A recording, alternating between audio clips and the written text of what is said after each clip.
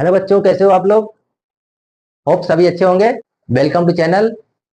आज की आपकी क्लास बहुत इंपॉर्टेंट होने वाली है, क्योंकि आज हम लोग प्रूफ करने वाले हैं रूट टू को irrational, means proof of irrationality of root two. आपके बोर्ड एग्जाम में इससे रिलेटेड या एक इरेशनलिटी प्रूफ करने का क्वेश्चन तो 101% आने वाला है। चाहे ये इससे या तो सेम हो सकता है या इससे रिलेटेड भी कुछ हो सकता है। ठीक है, तो इसीलिए आज के टॉपिक को बहुत ध्यान से पढ़ना है, अच्छे से तैयार करके जाना है एग्जाम में। ठीक है, तो प्रूफ ऑफ इरेशनलिटी प्रूफ करने से पहले पहले हम लोग देख लेते हैं कि रेशनल नंबर का एक बार छोटा सा रिव्यू ले लेते हैं। रेशनल नंबर कौन से होते हैं? रेशनल नंबर वो नंबर्स होते हैं जिनको हम p बाई क्यू के फॉर्म में लिख सकते हैं, प्रोवाइडेड दैट की p and q are integers, q not equal to zero, दूसरी कंडीशन है हमारी। और एक और हमारी कंडीशन सेटिस्फाई होनी चाहिए कि p and q must not have common factor. Common factor p and q का एक भी कॉमन फैक्टर नहीं होना चाहिए, ये सबसे जरूरी है। शुरू करते हैं। एक और चीज है इंपॉर्टेंट जो आपको याद रखना है, एक्सियम इसको समझ लो, या आप एक रूल है जो आपको याद रखना है। पहला ये, इफ यदि p a स्क्वायर को डिवाइड करता है तो वो a को भी डिवाइड करेगा। ये हमारा एक रूल है कि अगर p एक इंटीजर है, वो किसी a स्क्वायर को डिवाइड करता है तो वो a को भी डिवाइड करेगा। If p divides a square then p divides a also. अगर p a स्क्वायर को डिवाइड करता है तो a को भी डिवाइड करेगा। फॉर एग्जाम्पल, अगर हम मान लें p हमारा कोई नंबर है जो 2x16 को डिवाइड करता है, तो वो 4 को भी डिवाइड करेगा ही करेगा। ओके। और सेकेंड चीज, यदि हम एक रेशनल नंबर में रेशनल नंबर को ऐड करते हैं तो रेशनल नंबर मिलेगा। रेशनल नंबर को किसी रेशनल नंबर से मल्टीप्लाई करते हैं तो भी हमें रेशनल नंबर ही मिलेगा। रेशनल नंबर को अगर हम किसी रेशनल नंबर से डिवाइड करते हैं तो हमें एक रेशनल नंबर मिलेगा। ठीक है, अब इतना हमने नियम कानून पढ़ लिए, तो शुरू करते हैं। इसको मैं इरेज कर दे रहा हूं, आप लोग जल्दी से नोट कर लो। नोट करना हो तो आप लोग वीडियो पॉज करके नोट कर लेना। ठीक है,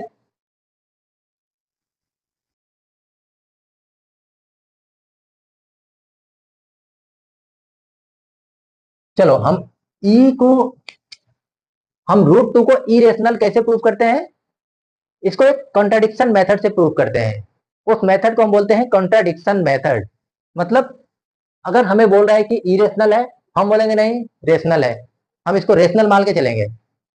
आपने पुलिस का खेल देखा होगा ना, पुलिस वाले क्या करते हैं, अगर कुछ भी आसपास चोरी वोरी होती है तो क्या करते हैं, शक के आधार पे किसी को, अच्छे वाले आदमी को अरेस्ट करते हैं और बोलते हैं यही चोर है।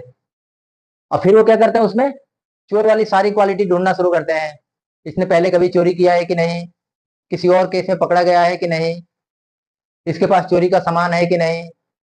और सारा कुछ अगर उन्हें चेक करने के बाद उन्हें जब नहीं मिलता है, उसके पास कुछ नहीं मिलता, प्रूफ नहीं कर पाते, क्या करते हैं, सॉरी भाई तू चोर नहीं है, तू चला जा। उसको शक के आधार पे अरेस्ट करके फिर सारा कुछ कोशिश करते हैं, जब नहीं मिलता बोलते हैं, उसको बाइज्जत बरी कर देते हैं। ठीक है भाई, ये चोर नहीं है, छोड़ते हैं इसको। सिमिलरली हम भी वही करने वाले हैं। इस इरेशनल नंबर को पकड़ेंगे और बोलेंगे भाई तू रेशनल नंबर है। अब रेशनल नंबर इसको बोलने के बाद हम क्या करेंगे, इसमें सारी रेशनल नंबर वाली क्वालिटी ढूंढेंगे कि ये रेशनल नंबर होने वाली जितनी क्वालिटीज है ये इसमें मिलती हैं कि नहीं। अगर ये रेशनल नंबर की क्वालिटी मिल गई तो ठीक है, नहीं तो भाई हम बोल देंगे सॉरी भाई तू चोर नहीं है, मतलब तू रेशनल नंबर नहीं है, तू इरेशनल नंबर है। हमने तुझे रेशनल नंबर मान के गलती कर दी। ठीक है, मान लेते हैं, शुरू करते हैं। मान लेते हैं let's root two is a rational number. Rational number, अगर ये रेशनल नंबर है तो क्या होना चाहिए? रेशनल नंबर की पहली क्वालिटी, ये एक, इसको मैं P बाई क्यू के फॉर्म में लिख सकता हूं। यही है हमारा रेशनल नंबर का पहला क्वालिटी, P बाई क्यू के फॉर्म में लिख सकता हूं इसको। अगर देखो, फिर अगर ये रेशनल नंबर है, P बाई क्यू के फॉर्म में मैंने लिख दिया, अब सेकेंड स्टेप मेरा क्या होगा? Squaring both side.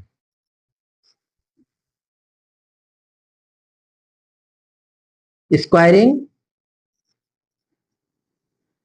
Both sides, हमें क्या मिलेगा? √2 को स्क्वायर किया, P बाई क्यू को स्क्वायर किया, मुझे क्या मिल जाएगा?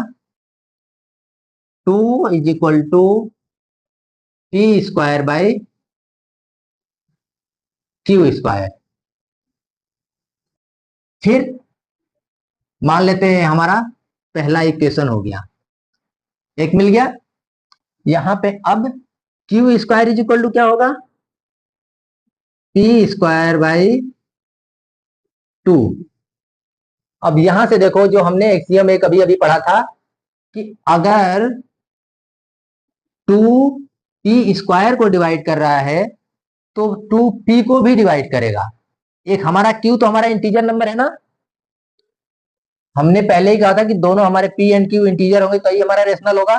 तो अगर P स्क्वायर को 2 डिवाइड कर रहा है तो एक हमें इंटीजर नंबर मिल रहा है Q square. If 2 divides P square then it will also divide P। ये P को भी डिवाइड करेगा। मान लीजिए ये P स्क्वायर को डिवाइड करा तो एक हमें इंटीजर मिल रहा है Q स्क्वायर। अगर ये P को डिवाइड करेगा तो मान के चलते हमें एक इंटीजर मिल जाएगा, कोई ना कोई इंटीजर मिलेगा ही मिलेगा। सपोज हमें ये m मिल गया इंटीजर, हमने एक m मान लिया इंटीजर कि हम अगर p को डिवाइड करें तो हमें हमें एक इंटीजर m मिल रहा है, ठीक है। तो यहां से हमें p बराबर क्या मिल रहा है? 2m। अब इस 2m को p की वैल्यू हम यहां रखते हैं, पुटिंग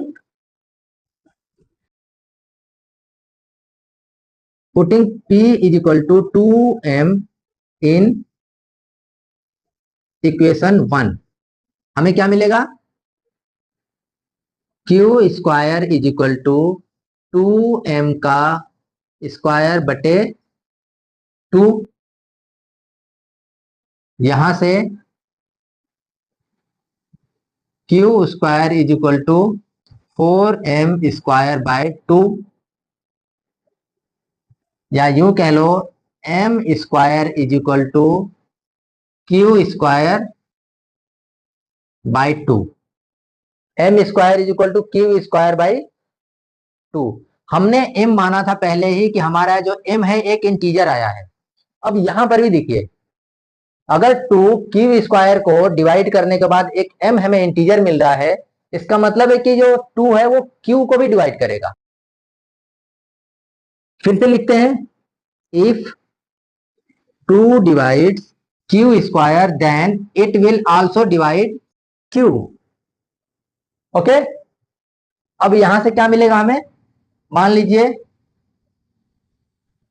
q बाई 2 डिवाइड करने के बाद हमें क्या मिल रहा है? एक इंटीजर n मिल रहा है।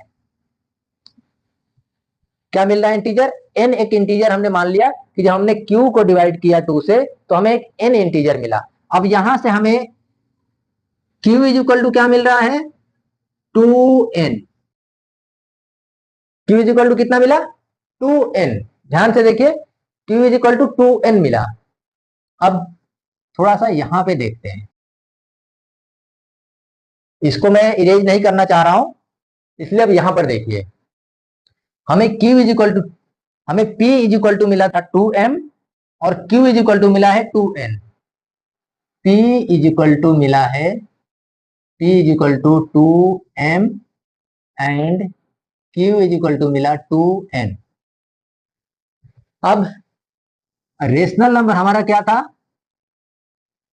P बाई क्यू हमें क्या मिलेगा, 2m/2n, और यही हमारा √2 के बराबर हमने मान के चले थे ना कि √2 के बराबर P बाई क्यू है, लेकिन P बाई क्यू की वैल्यू हमें यहाँ पे क्या मिल गया, 2m/2n। अब जरा ध्यान से इसको देखिए, इस नंबर को, 2 को, यहां पे कुछ ना कुछ तो गड़बड़ लग रहा है। रीजन, हमने बोला था कि P बाई क्यू रेशनल तभी होगा जब दोनों का कोई भी कॉमन फैक्टर नहीं मिलेगा, लेकिन हमें तो यहाँ P बाई क्यू का एक कॉमन फैक्टर मिल रहा है 2, ऊपर और नीचे दोनों 2 है, मतलब दो एक कॉमन फैक्टर मिल जा रहा है P बाई क्यू करने पर। यहीं पे गड़बड़ हो गया। इसका मतलब साफ है कि ये जो हमने मान के चला, ये rational number P by Q नहीं है। फिर क्या करेंगे, हियर, अब यहां पे लिखते हैं here 2 is a common factor,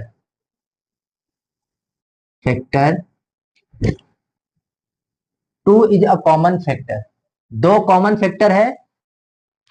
इसका मतलब P by Q is not, P by Q is not a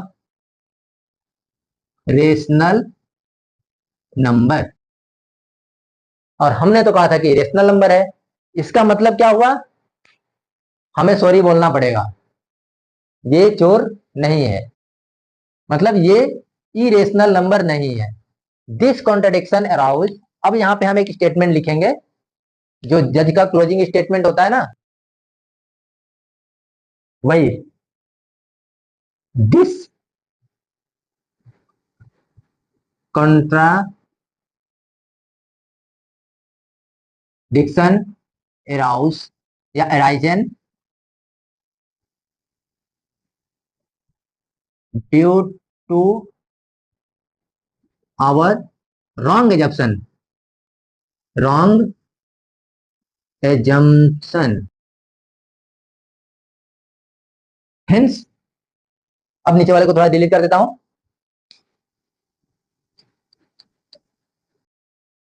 hence √2 is not rational number, means √2 is a irrational number,